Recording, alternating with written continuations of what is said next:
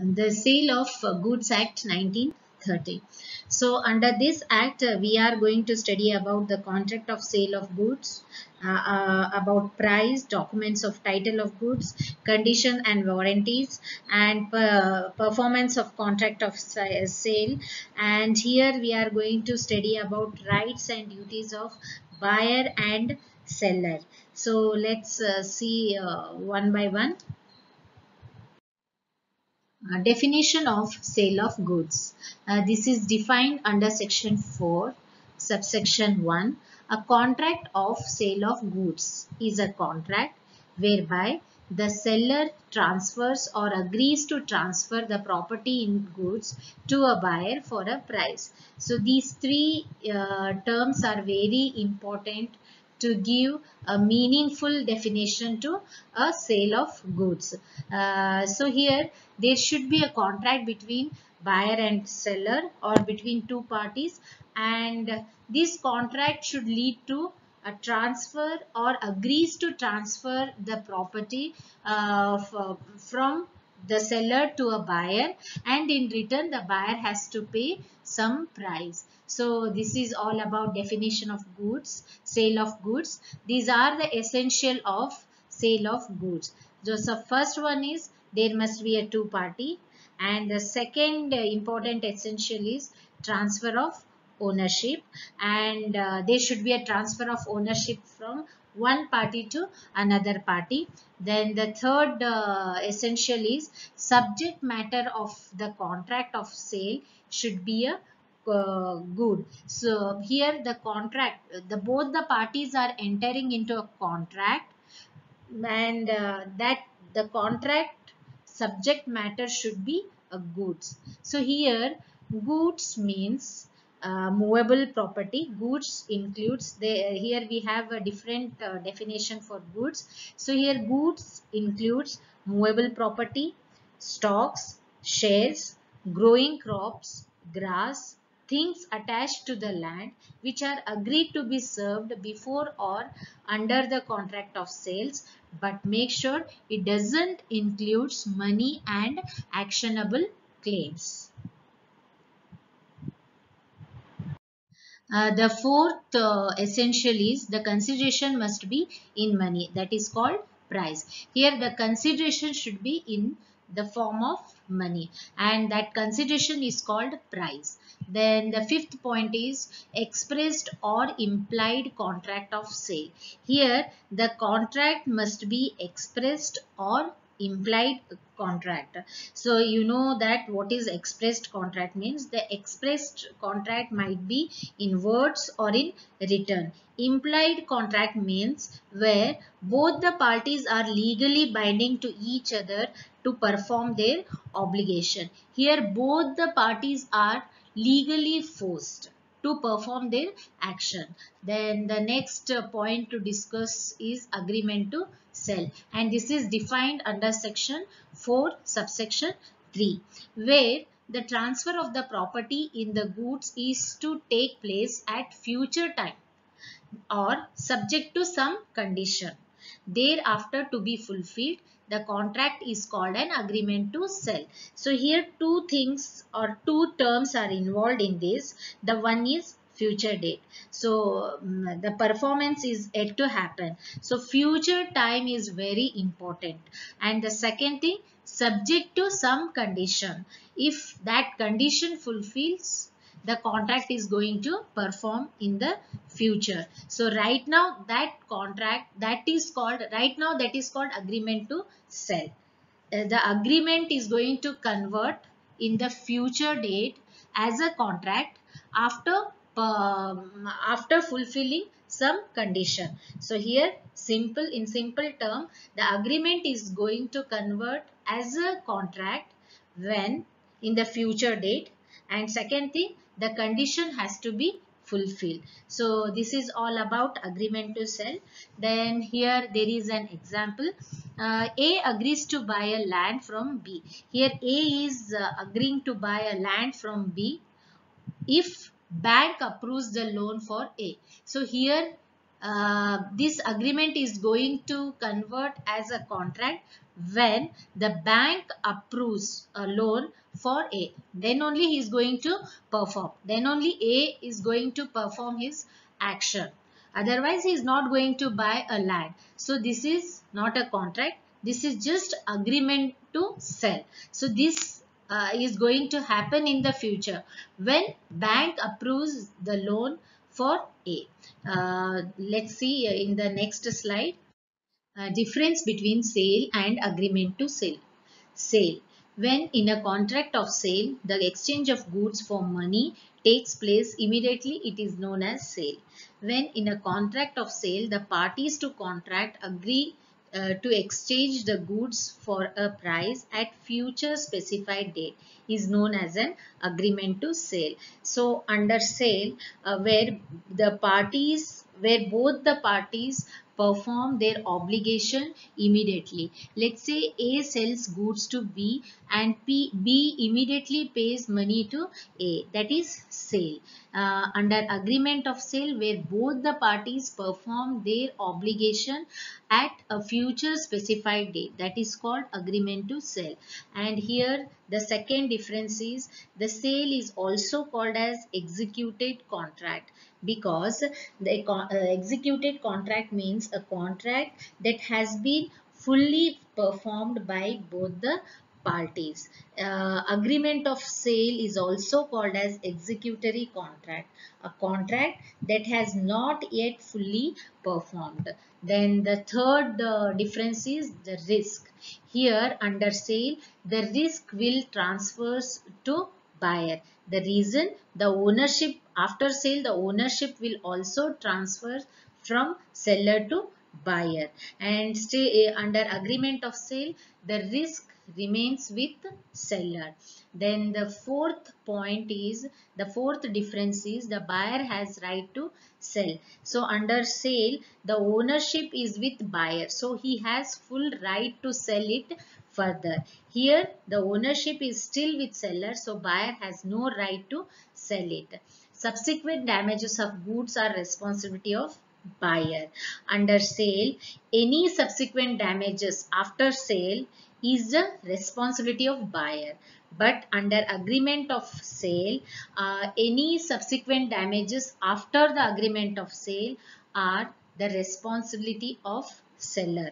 And the last point is buyer, in case if buyer becomes insolvent before making payment, the seller can return goods to official receiver, and he can charge for the normal the normal rate, or we can say for a normal price.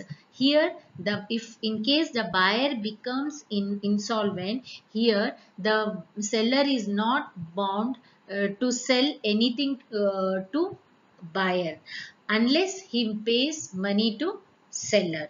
So these are the difference between the sale and agreement to sale. So the next difference is seller becomes insolvent. The buyer is entitled to recover from official receiver or assignee.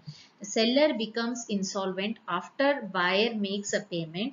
He can claim rateable dividend and not the goods. So under sale, both the parties will perform their obligation immediately. So once the seller receives money from the buyer, later on if seller becomes insolvent, then buyer is entitled to recover goods from the official receiver or assignee which is assigned by the seller. Under agreement of sale, if seller becomes insolvent after getting a payment from the buyer, in such situation the buyer can claim for the compensation, or he can claim for the rateable price, but not for the goods. Then the next difference is in case of breach of contract by the buyer. If there is any failure from buyer side, if buyer fails to perform, then the seller can sue for the price. So the seller can sue for the payment, but no, even though the goods are within the seller's possession, he can get the payment. Then under agreement of sale, in case if breach of contract by the buyer, if buyer fails to perform, then the seller can sue for the damages. So he can sue for the damages but not for the payment, even the goods are in the possession of the buyer. So he can claim for the damages but not for the price. So that you need to remember.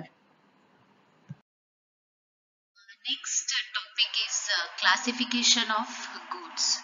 So there are three types of goods. The one is existing goods, the other one is future goods, and the third one is contingent goods. Again, under existing goods there are sub classification. The first one is specific, ascertained and unascertained goods. Let's see each classification one by one. The first classification, existing goods. Existing goods are goods that physically exist and belong to the seller at the time of contract of sale. So here we need to understand two important essential of existing goods.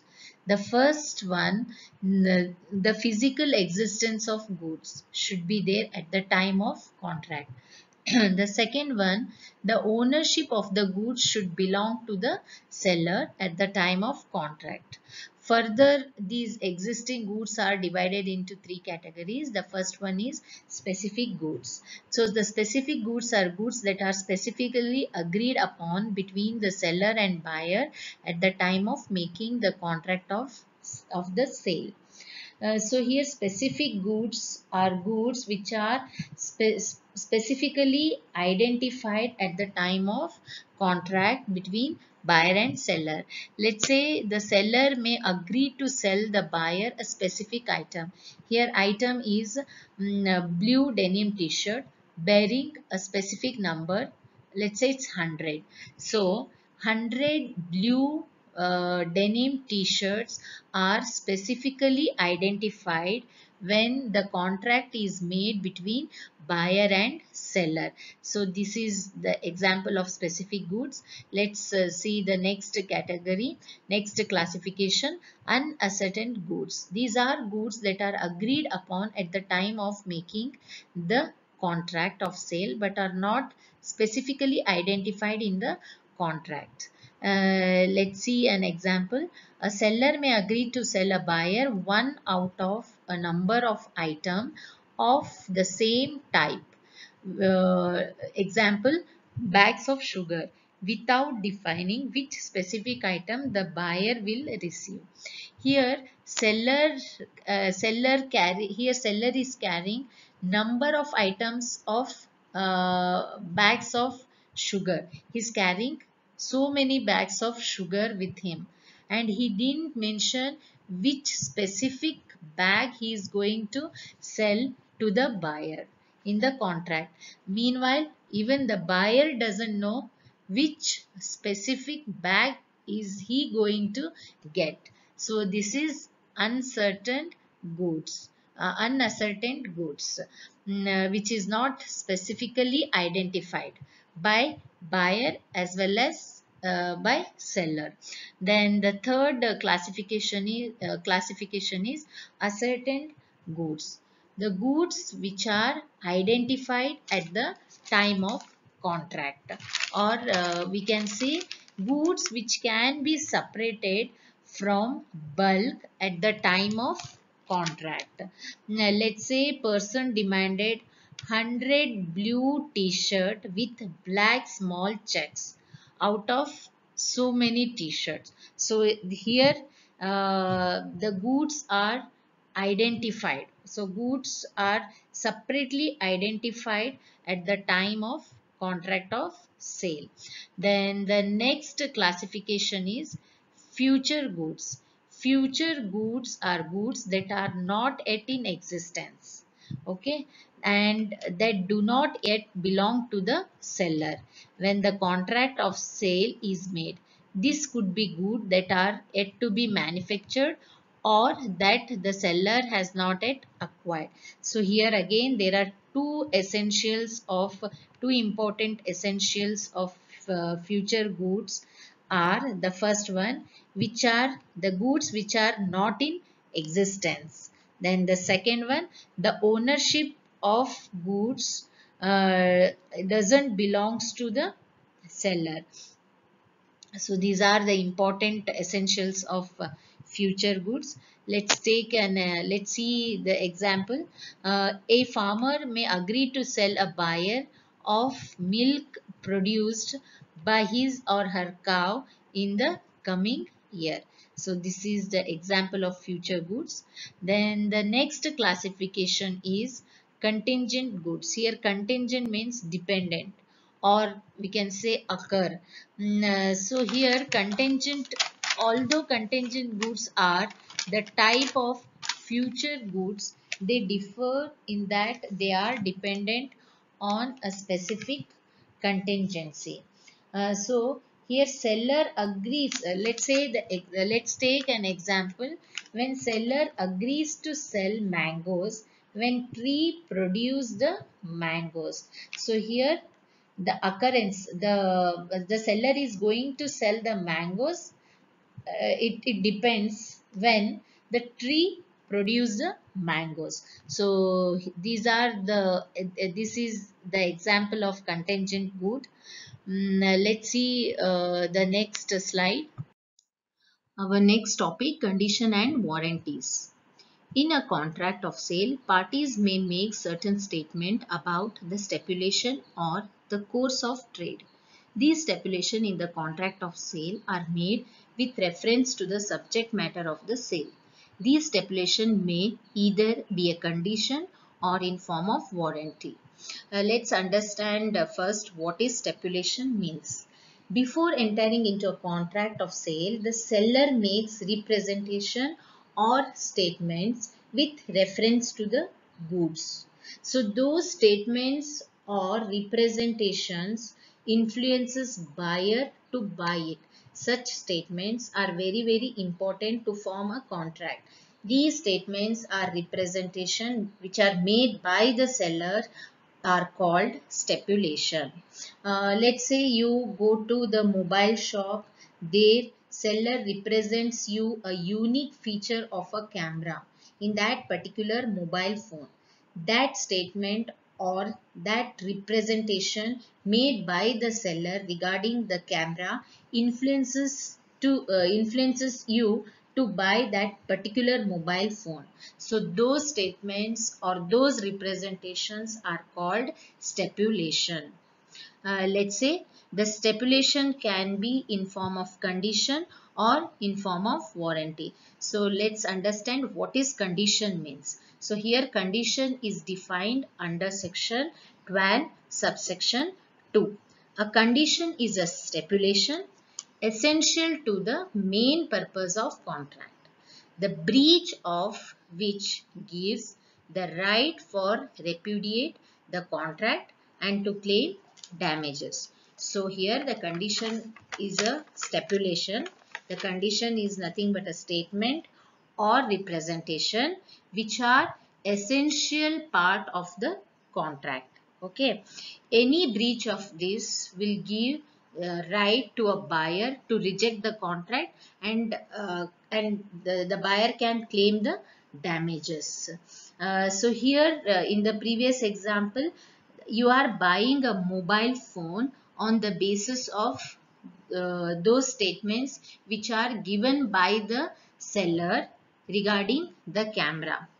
After buying it, you realize that there is no such features in the camera.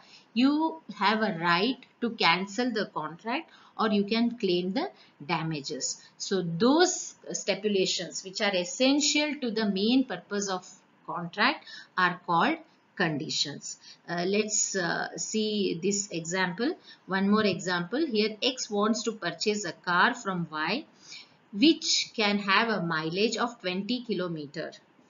Y pointing out at the particular vehicle says this car will suit you. So here X wants a particular car from Y which has a mileage of 20 kilometers. Later X buys the car but finds out later on that this car has only top mileage of 15 kilometer. This amount to a breach of condition because the seller made the stipulation which forms the essence of the contract. In this case, the mileage was a stipulation that was essential to the main purpose of contract, and hence it's a breach is a breach of condition. So here the buyer is buying a car on the basis of this stipulation made by the seller. Here the stipulation was mileage. So any breach of these conditions gives right to a buyer to claim the damages or reject the contract. Let's see what is warranty means. Warranty is a stipulation collateral to the main purpose of the said contract. The breach of warranty gives rise to a claim for damages. However, it does not give a right to reject the goods or treat the contract as repudiated. This is defined under section 12 subsection 3. Here warranties are not essential part of the contract. They are just extra information, or we can say the extra statements or representations given by the seller to the buyer. So these are not the essential part of the contract. Any breach of warranty gives right to the buyer to claim for damages, but the buyer does not have any right to reject the contract or reject the goods. So here let's take one quick example. A man buys a particular car which is warranted to be quiet to drive and very comfortable. It turns out that after some days the car starts to make a very unpleasant noise every time it is operated. Also sitting inside it is very uncomfortable. Thus the buyer only remedy is to claim damages. This is not a breach of condition but rather a breach of warranty because the stipulation made by the seller was only collateral one. So here we need to understand two things. The warranties are collateral, or we can say warranties are not essential part of the contract. And second thing, any breach of the warranty gives rights to claim for damages, gives rights to buyer to claim for damages, but the buyer does not have any right to reject the goods or contract. So this is all about warranty. Let's see the next slide. Let's see the quick difference between condition and warranty. A condition is a stipulation of primary importance. A warranty is a stipulation of secondary importance. So here conditions are very essential part of the contract and warranties are extra statements or extra representation given by the seller to a buyer. So these are not essential part of the contract. And the second difference is the breach of condition leads to termination of the contract. So here in case of breach of warranty, the injured party is liable to compensate it. Here under breach of condition, the injured party can terminate the contract, can reject the contract, but under breach of warranty, in case of breach of warranty, the injured party can claim for damages. Here the party doesn't have any right to reject the contract. Then the next difference is the injured party can refuse to accept the goods as well as claim damages in the case of breach of condition. So under condition, in case of breach of condition, the party has right to reject the goods as well as the party can claim the damages. But under warranty, in case of breach of contract, the party has no right to reject the goods, but the party can claim the damages. Here, the next the difference is the injured party can refuse to accept the goods not fulfilling the condition of the contract. So this is just the extended explanation. Here, we already discussed the party can refuse to accept the goods under condition, but under warranty, the injured party cannot reject the goods, but the party can claim for a damages. Then the next difference is a condition can be treated as warranty on the wish of buyer. Yes, but a warranty cannot be treated as a condition. So here, if buyer wants, or if it is wish of the buyer, the condition can be treated as a warranty. So he can treat that condition as a warranty and he just claim for a damages. But in the under condition, the warranty cannot be treated as a conditions, because they are just extra information, or we can say the warranties are not that important part of the contract. And the last difference is section. Here this is the condition is defined under section 12 subsection 2, and this is defined under 12 subsection 3. The next topic is about expressed and implied condition and warranties. So now you understood what is condition means and what is warranties means. So condition and warranties are both are stipulations.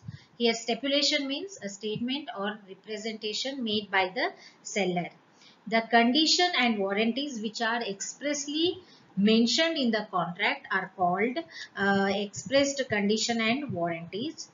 The condition and warranties which are not expressly mentioned in the contract but which are imposed by the law are called implied condition and warranties. So we can say that implied condition and warranties are presumed by the law. So let's see implied condition. The first condition is condition as to a title. Section 4 subsection A, also known as right to sell. In every contract of sale, the first implied condition on the part of seller is that they have the right to sell the goods. The seller is typically the owner of the goods or is an agent of the owner.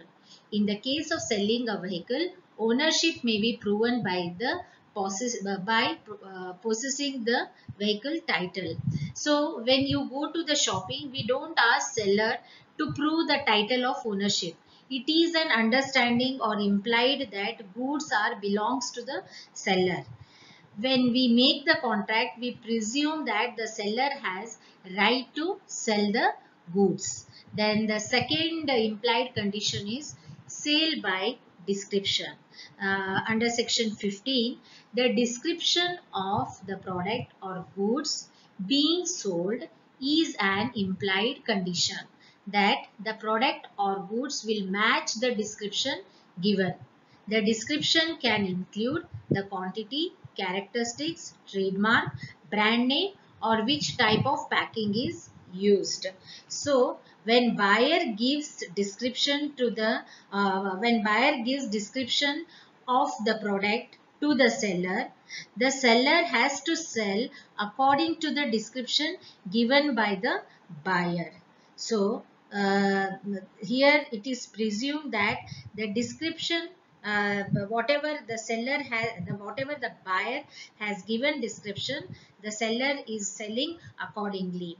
So the description sale is an implied condition, and the description includes quantity, characteristics, trademark, brand name, and the packing type of packing method used. So when the buyer has not seen the goods and he relies on the description given by the seller, when buyer doesn't see, I mean he has never seen the goods, then he has to believe the description which has given by the seller. So this is all about sale by description. Then the next one is condition has to fitness or quality. So this meaning, this comes under section 16 subsection 1. Let's say usually it's a responsibility of buyer should examine the goods thoroughly before buying goods for himself. He has to satisfy himself that goods will be suitable for the purpose for which he is buying them. So it's a buyer's responsibility to check the goods before buying those goods. But when buyer expressly mentioned to the seller that particular purpose for which the goods are being used, it is implied on part of seller to supply those goods only which are reasonably fit for the purpose. So I am here, when it is expressly mentioned by the buyer, then the seller has to sell only those goods which are mentioned by the buyer. So this is the third implied condition. Let's see the next one. Condition as to merchantability. Section 16, subsection 2. When goods are bought by the buyer on the basis of description given from a seller, there is an implied condition that those goods are of merchantable quality. It means goods which bought by the buyer are marketable and it has full value in the market. Then the next condition is condition implied by custom, section 16 subsection 3. In some cases the buyer need not tell the seller the purpose for which he is buying goods. Let's say when a person wants to buy a knife, he need not tell anything to the seller the purpose for which he is buying the knife or the purpose for which the knife has been used. So the implied condition is that the quality of the goods will meet the requirement described by the seller. Then the last condition is condition in the sale by sample.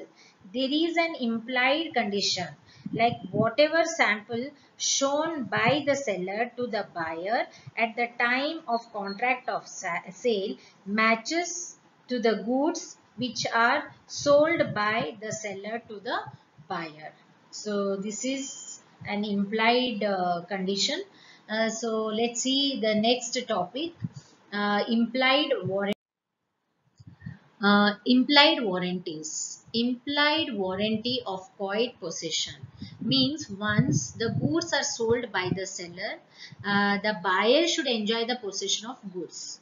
So it is implied that the possession of goods is with the owner. So no one can disturb the buyer regarding the possession of goods once it is sold by the seller to the buyer. Then the next is implied warranty against encumbrance means it is implied that the goods which are sold by the seller to the buyer are not subject to any charge, or we can say no loans on that particular goods.